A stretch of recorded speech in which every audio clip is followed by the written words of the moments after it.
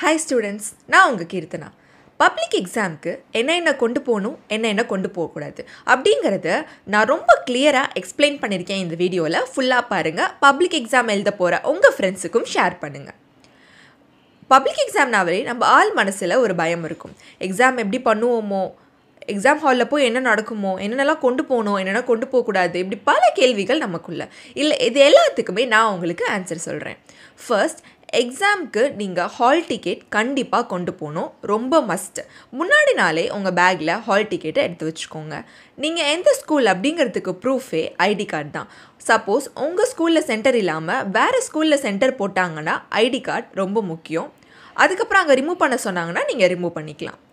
அதுக்கப்புறம் transparent water bottle கண்டிப்பாக exam ஹாலுக்கு வெளியே தண்ணி வச்சுருப்பாங்க. இன்கேஸ் நீங்கள் தண்ணி கொண்டு போகணுன்னு ஆசைப்பட்டீங்கன்னா டிரான்ஸ்பரண்ட் வாட்டர் பாட்டிலில் கொண்டு போங்க. அதுக்கப்புறம் எல்லாத்தையும் என்னால் கேரி பண்ண முடியாது, கையில் பென், பென்சில், எரேசர் எல்லாத்தையும் கேரி பண்ண முடியாதுன்னு நீங்கள் நினச்சிங்கன்னா டிரான்ஸ்பரண்ட் பவுச் வாங்கிக்கோங்க.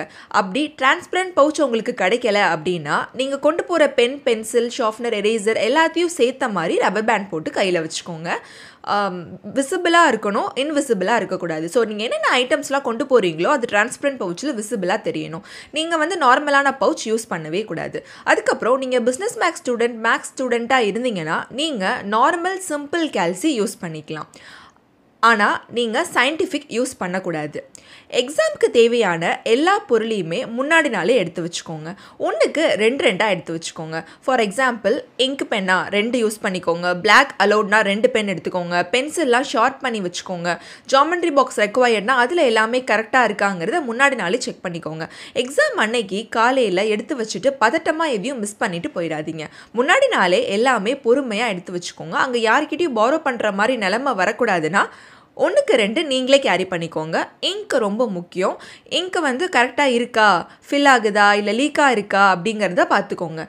நீங்கள் ஒரு சின்ன டிப்ஸ் சொல்லட்டா, நீங்கள் எக்ஸாம் எழுத போகிற பெண்ணையே அதுக்கு முன்னாடி எக்ஸாமுக்கு வரத்துக்கு ஒரு 1 or 2 month முன்னாடியே அந்த பென்லேயே ரிஹர்சல் பண்ணி பாருங்கள். அப்போ உங்களுக்கு நல்ல ஃப்ளோ வரும். சில பேர்லாம் நான் பார்த்துருக்கேன், எக்ஸாமுக்கு முன்னாடி நாள் போய் புது பெண்ணை வாங்கிட்டு வந்து எக்ஸாம் ஹாலில் தான் போய் ஓப்பனே பண்ணுவாங்க அந்த கவரை. அப்படிலாம் பண்ண வேண்டாம். ஏன்னா புது பென் எழுதுகிறப்போ நம்ம அந்த அளவுக்கு நம்மளுக்கு ஸ்பீடும் ஃப்ளோவும் வராது. ஆல்ரெடி நீங்கள் யூஸ் பண்ண பெண்ணே எக்ஸாமுக்கு கொண்டு போங்க. ஸ்பேராக ஒரு பென் வச்சுக்கோங்க. அதுக்கப்புறம் என்ன கொண்டு போகணுங்கிறத நான் சொல்லிட்டேன். என்ன கொண்டு போகக்கூடாதுன்னு நான் சொல்லிடுறேன். எந்த எலக்ட்ரானிக் ஐட்டம்ஸும் கொண்டு போகக்கூடாது. மொபைல் ஃபோன் கொண்டே போகக்கூடாது. அங்கே உங்களுக்கு செக்கிங்லாம் நடக்கும்.